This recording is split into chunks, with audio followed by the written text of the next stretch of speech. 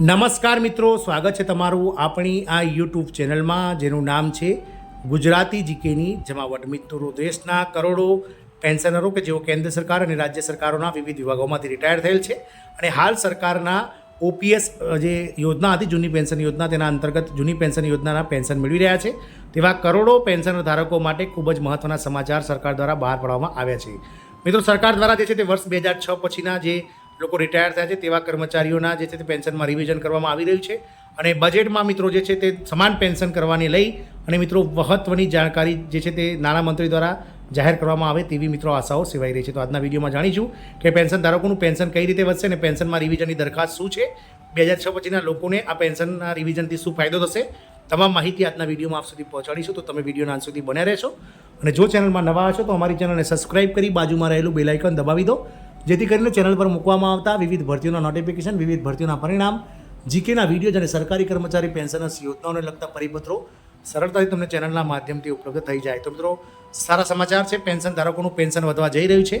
પેન્શનમાં રિવિઝનની દરખાસ્ત બજેટમાં જે છે તેનો મુદ્દો ચર્ચા કરવામાં આવશે અને 2006 પછીના લોકોના પેન્શનમાં સમાન જે તે કરવામાં આવશે. મિત્રો, પગાર પંચના આગમનને કારણે અથવા પેન્શનમાં સુધારાના કારણે જેઓ નિવૃત્ત થયા છે તેમના પેન્શનમાં વધારો થાય છે, પરંતુ જેઓ અગાઉ નિવૃત્ત થાય છે આવા પેન્શનરોના પેન્શનમાં સુધારો કરવામાં આવતો નથી. જે 2024માં દિલ્હી હાઈકોર્ટે ખૂબ જ મહત્વપૂર્ણ નિર્ણય સંભળાવ્યો હતો તે અંગે ભારતીય પેન્શનર સોસાયટીએ ફરી એકવાર ભારત સરકારને યાદ અપાવી છે કે વર્ષ 2006 પહેલાં જે પેન્શનરો હતા તેમના પેન્શનમાં વધારો કરવામાં આવે. આખો મામલો શું હતો ચાલો જાણીએ. તો દિલ્હી હાઈકોર્ટનો મામલો મોટો નિર્ણય છે. તમારી જાણકારી માટે તમને જણાવી દઈએ કે 20 માર્ચ 2024ના રોજ દિલ્હી હાઈકોર્ટે એક મહત્વપૂર્ણ નિર્ણય આપ્યો હતો, જેમાં તેણે કેન્દ્ર સરકારના 18/11/2009ના આદેશને રદ કર્યો હતો. દિલ્હી હાઈકોર્ટે કેન્દ્ર સરકારના આદેશને રદ કરતાં કહ્યું હતું કે આ સંપૂર્ણપણે ગેરકાયદેસર આદેશ છે. 20 માર્ચ 2024ના રોજ દિલ્હી હાઈકોર્ટે શ્રી SPS વેન્સ અને શ્રી DS મંજૂર કેસોમાં સુપ્રીમ કોર્ટ દ્વારા આપવામાં આવેલા નિર્ણયના અનુસંધાનમાં કેન્દ્ર સરકાર દ્વારા 18/11/2009ના રોજ બહાર પાડવામાં આવેલ પરિપત્ર રદ કરવામાં આવ્યો હતો. 18/11/2009ના પરિપત્રમાં શું હતું તમને જણાવી દઈએ કે સુપ્રીમ કોર્ટે 9/9/2008ના રોજ એક નિર્ણય આપ્યો હતો, જેમાં કહેવામાં આવ્યું હતું કે એક જ રેન્જથી નિવૃત્ત થયેલા પેન્શનરોનું પેન્શન સમાન હોવું જોઈએ, પછી ભલે તે સંરક્ષણ હોય કે સિવિલ સેન્ટ્રલ પેન્શનરો. સુપ્રીમ કોર્ટે કહ્યું હતું કે જો પગાર પંચ આવવાથી અથવા પેન્શનમાં સુધારાના કારણે પેન્શનમાં સુધારો થાય છે તો પેન્શનનો જે લાભ પછીના પેન્શનરોને આપવામાં આવે છે તે પહેલાંથી નિવૃત્ત થયેલ પેન્શન ધારકોને પણ મળવો જોઈએ. સુપ્રીમ કોર્ટે કહ્યું હતું કે આ પ્રકારની સિસ્ટમ તમામ પેન્શનરોને દેશના લાગુ પડી જોઈએ. પેન્શન રિવિઝન માટેની અરજીઓમાં મોટી સંખ્યામાં પ્રાપ્ત થઈ છે. 9/9/2018ના રોજ આવેલા સુપ્રીમ કોર્ટના આદેશ પછી સિવિલ વિભાગમાંથી નિવૃત્ત થયેલ ઘણા પેન્શનરો પણ તેમના પેન્શનમાં સુધારો કરવા માટે અરજી કરવાનું શરૂ કર્યું હતું. હવે મોટી સંખ્યામાં અરજીઓ મળવાને કારણે આટલા પેન્શનરોના પેન્શન રિવિઝન કેવી રીતે થશે તેવો મોટો પ્રશ્ન સરકાર સમક્ષ ઊભો થયો છે. આ પ્રશ્ન સરકાર જલ્દીથી સોલ્વ કરે તેવો નિર્ણય લેવામાં આવશે. કેન્દ્ર સરકારે લીધો મોટો નિર્ણય. આ પછી તત્કાલીન કેન્દ્ર સરકારે નાણાં મંત્રાલય અને કેન્દ્ર કાયદા મંત્રાલય સાથે ચર્ચા કરી અને ચર્ચા કર્યા પછી નિર્ણય લેવામાં આવ્યો હતો કે આવો લાભ નાગરિક કેન્દ્રીય પેન્શનરો પર લાગુ થશે નહીં. તાત્કાલિન કેન્દ્ર સરકારે 18/11/2009ના રોજ એક આદેશ જારી કર્યો હતો અને કહેવામાં આવ્યું હતું કે સુપ્રીમ કોર્ટનો આ આદેશ માત્ર ડિફેન્સ પર જ લાગુ થશે અને સિવિલ પેન્શનરો પર લાગુ કરવામાં આવશે નહીં. પેન્શનરો દિલ્હી હાઈકોર્ટ પહોંચ્યા હતા. કેન્દ્ર સરકારના આદેશને લઈને સિવિલ પેન્શનરોમાં નારાજગી જોવા મળી હતી અને ઘણા પેન્શનરોનું એક જૂથ તેની વિરુદ્ધ અરજી લઈને દિલ્હી હાઈકોર્ટમાં પહોંચ્યું હતું. આ કેસ દિલ્હી હાઈકોર્ટમાં લાંબા સમય સુધી ચાલ્યો હતો.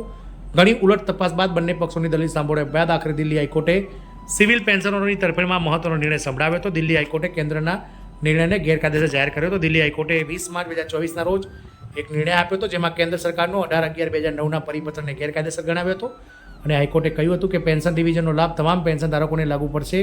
દિલ્હી હાઈકોર્ટે સુપ્રીમ કોર્ટ દ્વારા આપવામાં આવેલા DSના આદેશને સમર્થન આપ્યું હતું. ઇનકારના કિસ્સામાં બંધારણની કલમ 14 પર વિશેષ ધ્યાન આપવાનું કહેવામાં આવ્યું હતું, જેમાં પેન્શનરોના પેન્શનમાં સમાનતા હોવી જોઈએ. કોર્ટે કહ્યું હતું કે 1/1/2006 પછીના પેન્શનરો સાથે 2006 પહેલાંના પેન્શનરોના પેન્શનમાં સમાનતા હોવી જોઈએ. ભારત પેન્શનર સોસાયટીએ ફરી એકવાર કેન્દ્રને આ યાદ અપાવ્યું.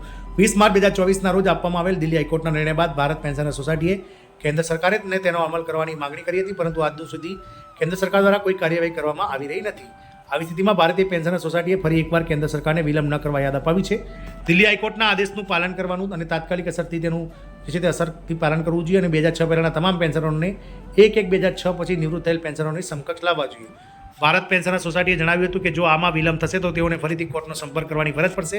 તેથી આ અંગે તાત્કાલિક અસરથી કાર્યવાહી શરૂ થવી જોઈએ. ભારત પેન્શનર સોસાયટીએ જણાવ્યું હતું કે આ સુધારો માત્ર ન્યાયની બાબત નથી, પરંતુ દેશની સેવા સમર્પિત તમામ પેન્શનરો પ્રત્યેની કાનૂની જવાબદારીઓની પરિપૂર્ણતા પણ થાય છે. ભારત પેન્શનર સોસાયટીએ કેન્દ્ર સરકારને આ બાબતે તાત્કાલિક ધ્યાન આપી યોગ્ય કાર્યવાહી કરવા અપીલ કરી હતી. આમ મિત્રો, સિવિલ પેન્શનર્સ અને ડિફેન્સ પેન્શનરોની જે સમાનતા હતી, જે મિત્રો સરકારે જે બંને વચ્ચે ભાગલા પાડવાની કોશિશ કરી હતી, તેને મિત્રો દિલ્હી હાઈકોર્ટે નકારી દીધું છે.